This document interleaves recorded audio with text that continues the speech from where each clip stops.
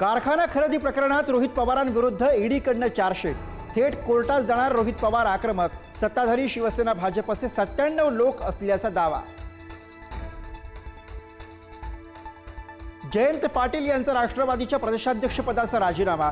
शशिकांत शिंदे होणार नवे प्रदेशाध्यक्ष. बॅगेत पैसे असल्याचा संजय राऊतांचा आरोप खोटा. राऊतांच्या विरोधात मानहानीचा दावा करणार मंत्री संजय शिरसाट यांचा इशारा. संजय शिरसाट आणि संजय गायकवाड यांच्यावर एकनाथ शिंदे नाराज. पक्षात बेशिस्तपणा चालणार नसल्याचा दिला इशारा. संजय शिरसाट प्रकरणात अंजली दमानी यांची उडी. पैशांनी भरलेल्या बॅगेचा फोटो एक्सपोज. बॅगेमध्ये पैसे दिसत असताना कपडे असल्याचं शिरसाट कसं सांगतात, दमानी यांचा सवाल. आमदार संजय गायकवाड यांच्या विरोधात गुन्हा दाखल. आमदार निवासात कॅन्टीनमध्ये मारहाण केल्याच्या व्हिडिओवरनं मुंबईतल्या मरीन ड्राईव्ह पोलिसात गुन्हा. स्थानिक स्वराज्य संस्थांच्या निवडणुकीमध्ये भाजप महायुती म्हणूनच लढणार, पण कार्यकर्त्यांची इच्छा असेल तिथे स्वबळाचा विचार करू. भाजप प्रदेशाध्यक्ष रवींद्र चव्हाण यांचं पुढारी न्यूजला दिलेल्या एक्सक्लुझिव्ह मुलाखतीमध्ये वक्तव्य.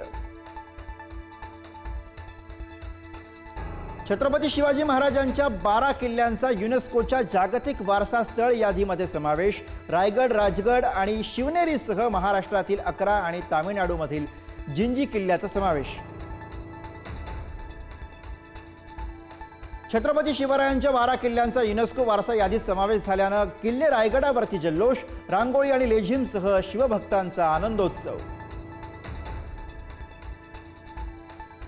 कोल्हापुरात पन्हाळा ते पावनखिंड शौर्यगाथा अनुभवण्यासाठी आजपासून मोहीम. हजारो इतिहासप्रेमी 50 ते 55 किलोमीटर पायी प्रवास करणार.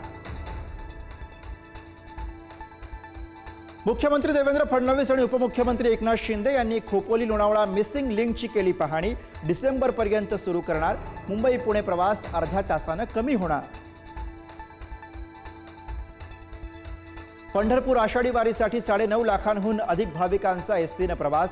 एसटीला 35 कोटी 87 लाखांचं उत्पन्न.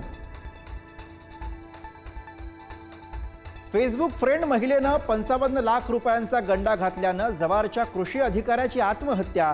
नाशिकमध्ये राहत असलेल्या प्रशांत पाटील यांनी गळफास घेत संपवलं जीवन. यवतमाळ शहराजवळच्या कोंबड बाजारावरती पोलिसांचा छापा. दोघांना अटक. कोंबड्यांची झुंज लावून सुरू होता जुगार. अमरावतीच्या दर्यापुरामध्ये खतासाठी शेतकऱ्यांना 4 तास रांगा लावण्याची वेळ. नाहक त्रास होत असल्यानं शेतकरी संतप्त. बीडमध्ये मृत घोषित केल्यानंतर जिवंत झालेल्या बाळाचा अखेर मृत्यू. अंबाजोगाई येथील रुग्णालयामध्ये उपचार सुरू असताना दगावलं बाळ. चौकशीची मागणी.